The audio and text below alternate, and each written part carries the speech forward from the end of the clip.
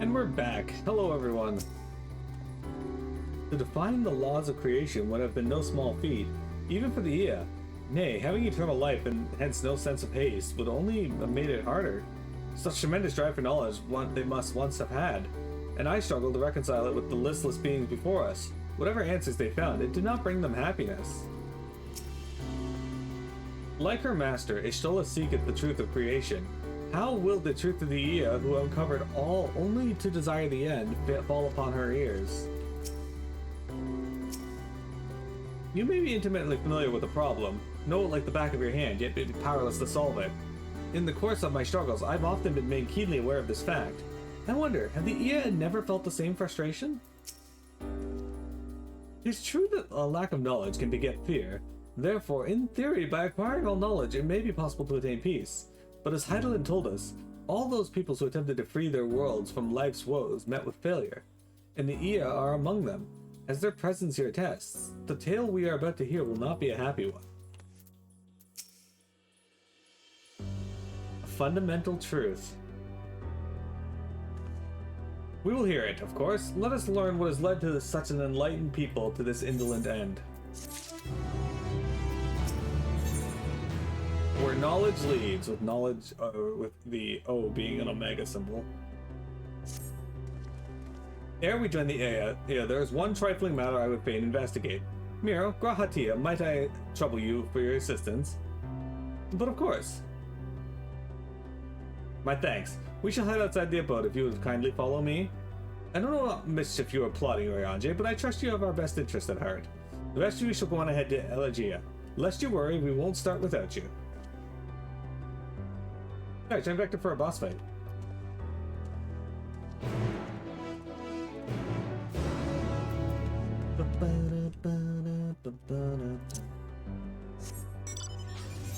Alright, what are you doing? Why do you want me outside of town here?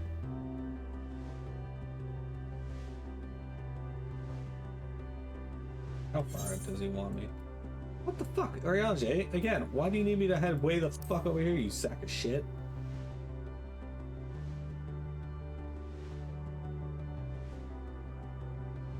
Can you side with the boss and fight Vector? I'm sure there's ways. I'll have to talk to the people about programming it. I just realized I had to shut down Discord yesterday, so give me a sec. I gotta bring the slimes back up.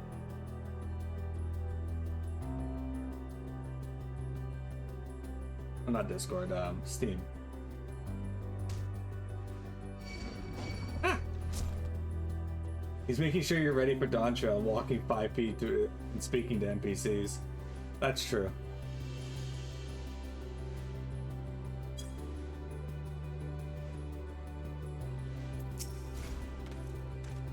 A spring, and a sizable one at that. I hadn't noticed it amidst the dunes.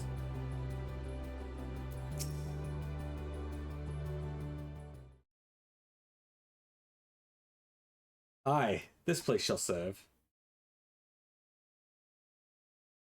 Is it the spring you wish to investigate?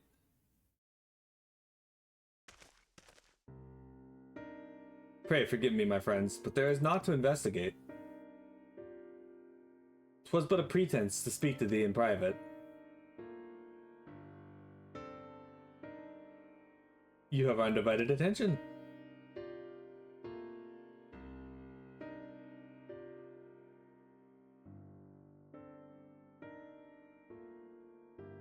As we have established, here in Ultima Thule, those denizens of ruined stars are recreated in their twilight days. Yet one question doth arise in my mind. So faithfully formed are the simulacra, they believe themselves yet amongst the living. How dost thou suppose this is possible?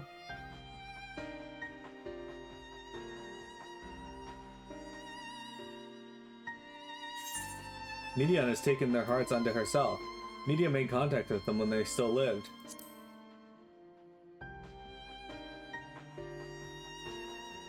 Matea. Of course, she must have visited the stars of the dragons and the Ea before either race perished in their entirety. Thus she could make their emotions her own, and with them create more faithful simulacra than she had relied on at any historical account. So too did I theorize, and, upon that assumption, consider how those two races may have met their demise. According to thine own tale, Meteon perceiveth the emotions of those nearby as her own, a heightened sense of empathy intrinsic to her nature as an Entelechy. In course of her starfaring journey, if she encountered beings who strongly desired a cessation of their existence, she would be powerless before that desire, even as she possessed the power to grant it, the power of Dynamis. 'Tis my supposition that, overwhelmed by their longing for death, Meteon did unleash Dynamis and ushered the dragons and the Ea unto their doom.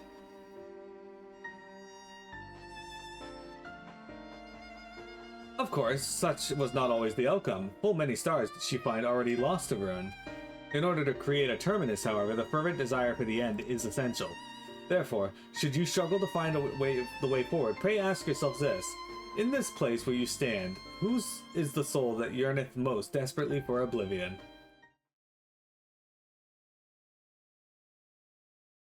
Why do you tell us this now?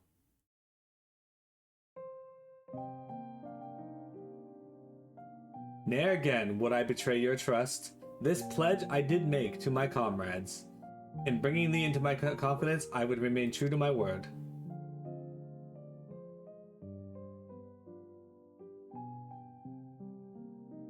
As for thee, let us consider it my fitting reward for the secrets I harbored for the Crystal Exarch. I once placed my faith in thy chosen path, walking at thy side, full knowing that we were bound for thy demise. I ask that thou returnest the favor and abide in faith as I fulfill mine own destiny. If you say my debt has come due, how am I to refuse? 'Tis indelicate of me, I know full well, but I can but beg thy forgiveness. Yet even if I must needs go to such lengths, I cannot well feign ignorance of the answers I have found within. The answer to the question, in what moment might I stand strongest?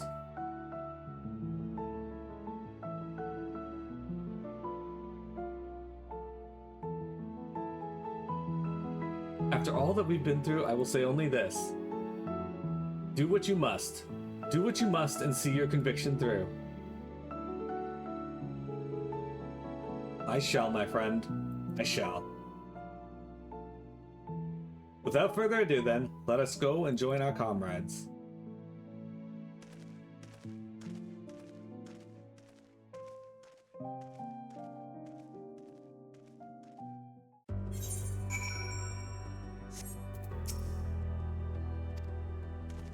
Let us be off to Elegia. Bacon.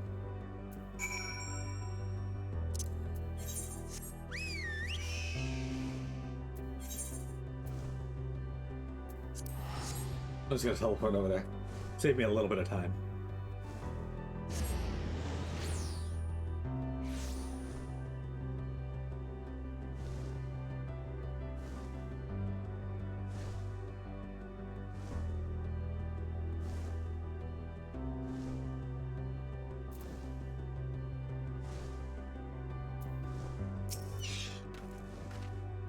It seems everyone is accounted for.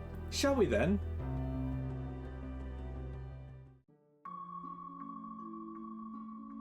Please continue. Tell us about this truth you discovered. Very well. Bear in mind, however, that the purpose of this conversation is not to impart scholarly knowledge, for such requires that you comprehend the subject matter, which you will not. We will forego the intricacies of our scientific methodology and deal only with the conclusion, the end of our society and our world. We acknowledge, with regret, that your star is in the midst of the same panic-induced cataclysm that befell Deneb 3. As such, in order to avoid causing undue distress, we will refrain from explicitly stating how much time you have remaining. You are entirely too kind. I pray you recount your tale as you see fit.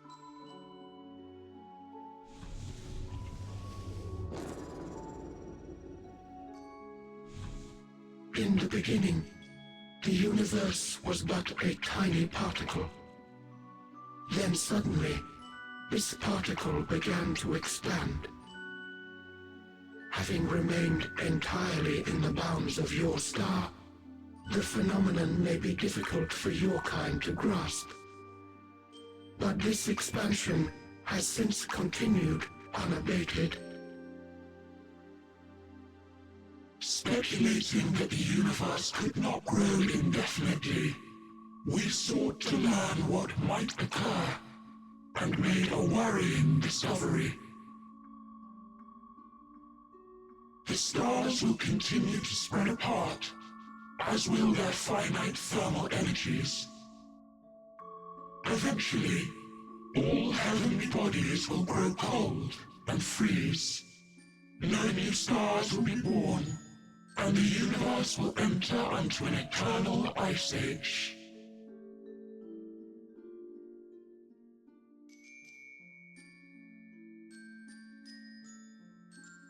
In hopes of proving that this determination was erroneous, we scrutinized our research from all angles, even as we sought to avert the everlasting winter.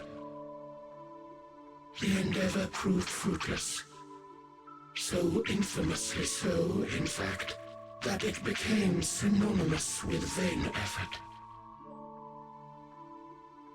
The universe as we know it would end, and there is no way to prevent it. Beneath the weight of this knowledge, our society stagnated. Though we had time still, it was a cold comfort. Why strive for anything when desolation is assured? When our wealth of wisdom, accumulated since the dawning of our kind, would be forever lost. No civilization would rise from our ashes. No scholar recover our knowledge. In silence unbroken, naught would stir.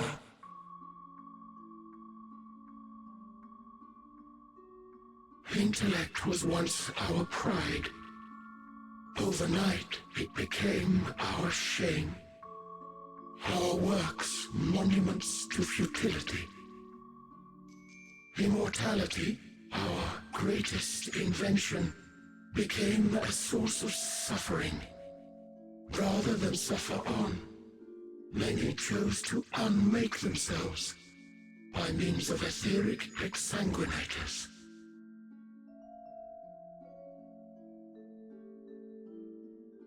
Etched upon these stones are the testaments of such souls, though many left no words at all, thinking it a pointless gesture. Once we have obtained vessels of flesh, we likewise intend to vanish. If you understand this, understand aught of our tale, you will abandon your quest for knowledge. Ignorance truly is bliss.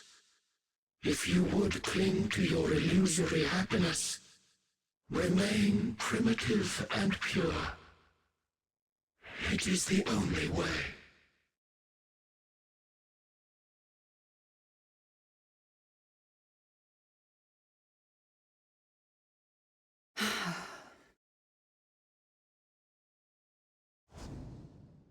So that's your story.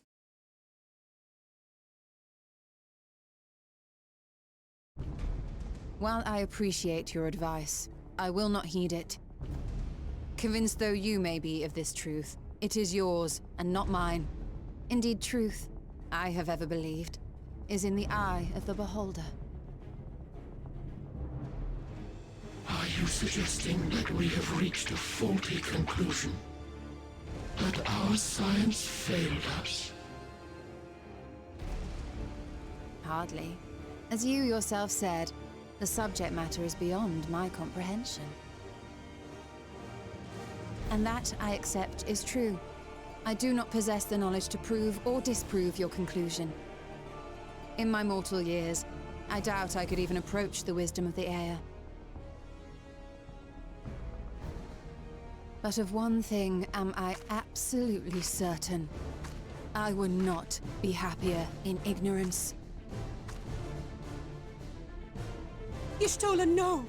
You mustn't!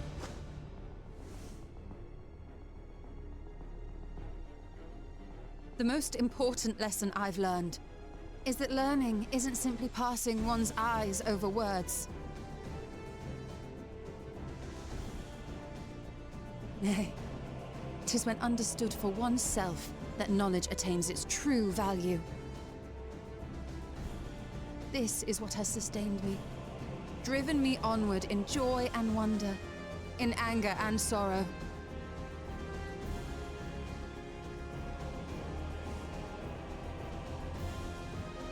The universe may end, and all may be for naught, but I will live as I always have.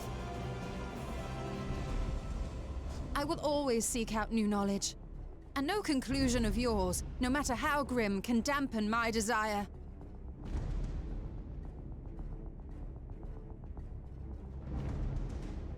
I suppose it is only to be expected.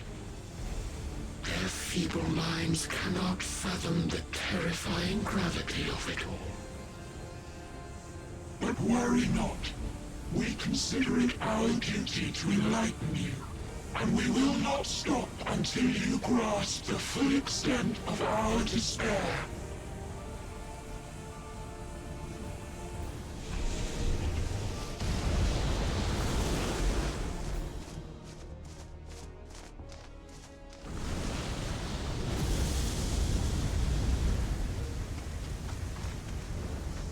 Keep calm and listen well. Though my body will soon dissipate, there may be a way to restore it. Azim's magic. So long as our souls remain, you can use it to summon us back. But you mustn't, for it would mean losing our way forward. This I only reveal so that you can promise not to invoke the magic. We came here knowing what victory may cost, so press on.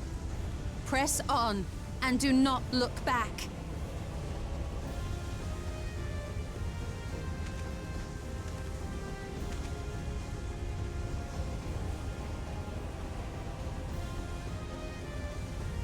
I shall join thee. As subterfuge is not required, thou shalt not suffer for mine absence.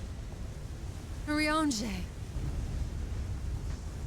My resolve hath never been as strong as thine. Full oft have I wavered in my decisions, and afterwards been stricken with regret. In spite of this, I may still stand with my comrades, supporting them as they attempt the greatest of feats. This truth I have learned in the course of our journey. And many though my shortcomings may be, I may also claim to excel in prophecies. My studies, into which have granted me the flexibility of mind needed to bend this malleable reality.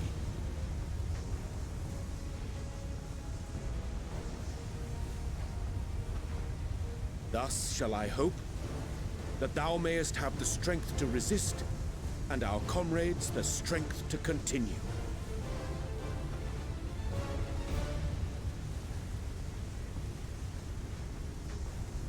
With you to urge us on, how could we possibly fail?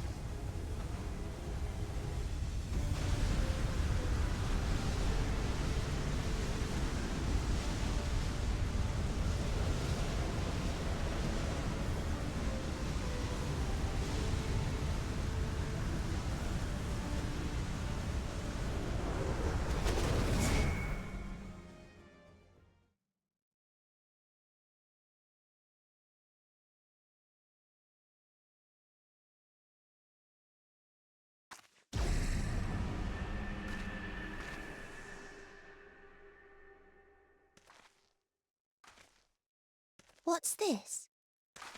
An extinguished civilization? Rekindled?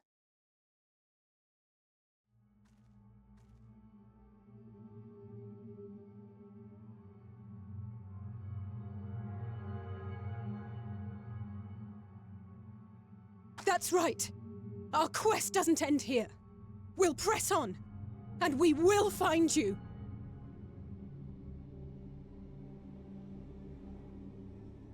There. That's where you'll find me. Is that another star? Of the stars we visited, most were already devoid of life.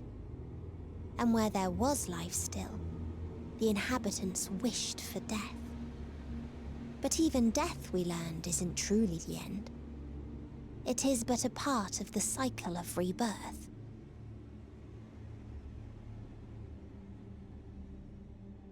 Souls return to the star, or in its absence, a larger flow. And eventually they are reborn. Alive again, to know suffering anew.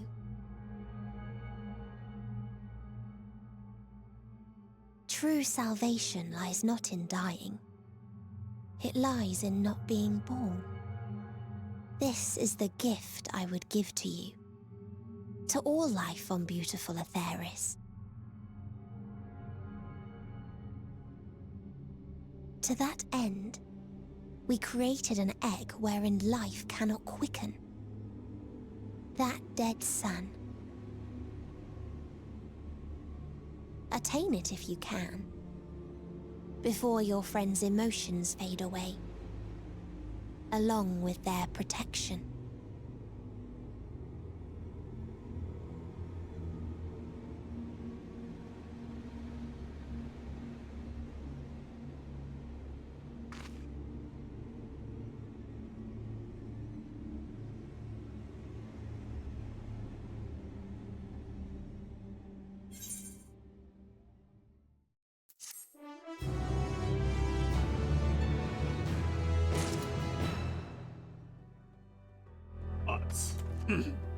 Alright. Never have I felt such emptiness. As if it's part of me is gone. I'm fine, Mira. Like I said, our quest doesn't end here. Victory. Something lost. Are you all ready to continue on? Then let us make for where the light shone.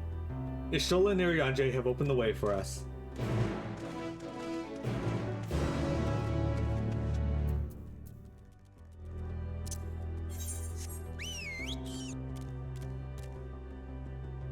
Oh wow, that's quite the distance over there. Okay.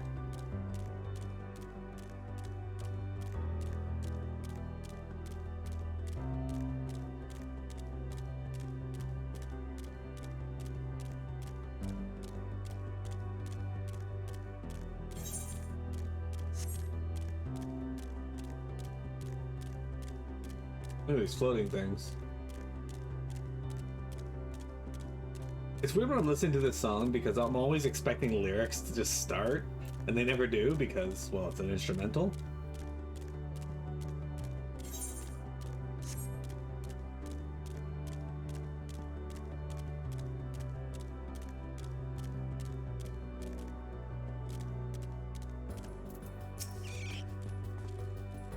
Judging by the direction, this should be the place.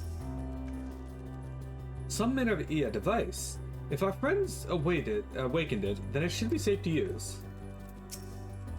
Yes, I can feel it. The ether emanating from the arcane pattern. This is a portal, and no mistake. Let us see where it leads. Portal of Wisdom.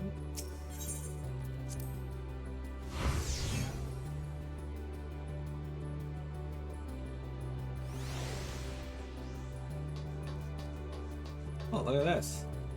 You guys recognize these things from Final Fantasy V? The fucking level trickers? Betas? It's hard to see them because it is rather dark here, but... You recognize them from Final Fantasy XIV? Oh, well here you go. Overflow level checker.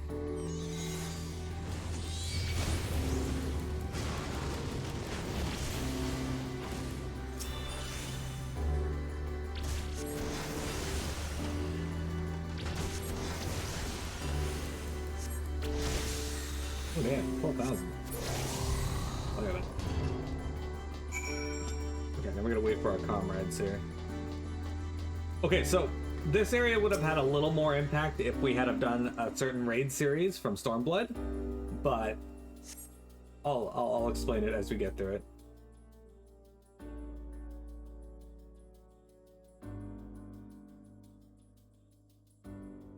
Although I did fight one of them in another Final Fantasy.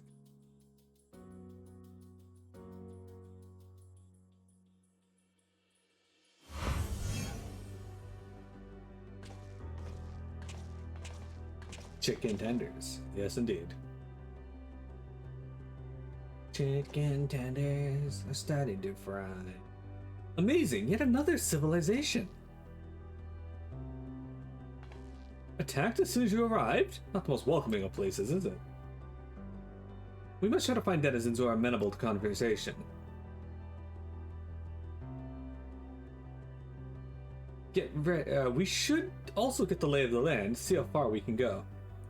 I'll help Alphinaud with that. In the meantime, you and Graha can search for friendlier folk. Apart from the hostile beings, take care with your footing. I mislike the look of this terrain. Not knowing what the locals are like, you'd best take care of yourselves. We'll find you once we finish exploring.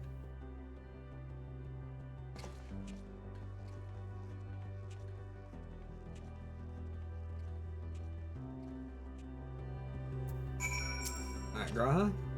I expect the twins will seek out the most outermost bounds of the Isle, so I propose we search the central area. There are machines patrolling here and there, sentinels in all likelihood. Like those you encountered. They will certainly attack any who venture too close. Let us avoid them and look to others that appear more approachable. Oh wow, I had to walk a few feet. It's like, here's your destination.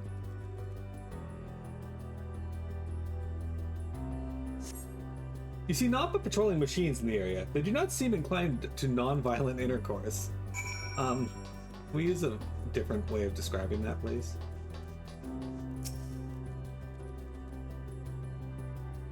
There's actually someone over there fighting them. You are under attack. Oh, look at this. It's a overflow Omicron.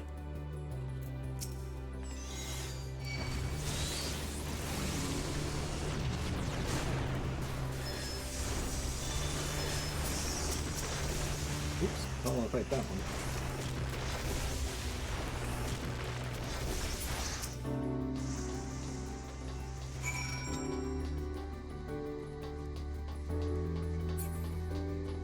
Striking dummies, if you so desire. Okay, that's part of a fate, I think.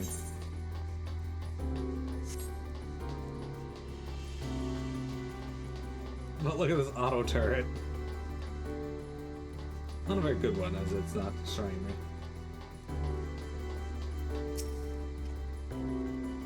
Look, Miro, the machines here do not appear hostile. Let's see if we can communicate with them. Begging your pardon, but we are searching for the denizens of this star. Unknown life forms detected. Assigning generic label, interplanetary travelers. Greetings and welcome to the planet. Bloop, bloop. The planet? What? Could you please repeat that? It appears your hearing organ is unable to process the name in our tongue. It may be translated into yours as Alphatron. Our people, meanwhile, are called the Omicrons, and you stand within one of our outposts. The Omicrons, you say? And what is it that you do here? We are preparing for war.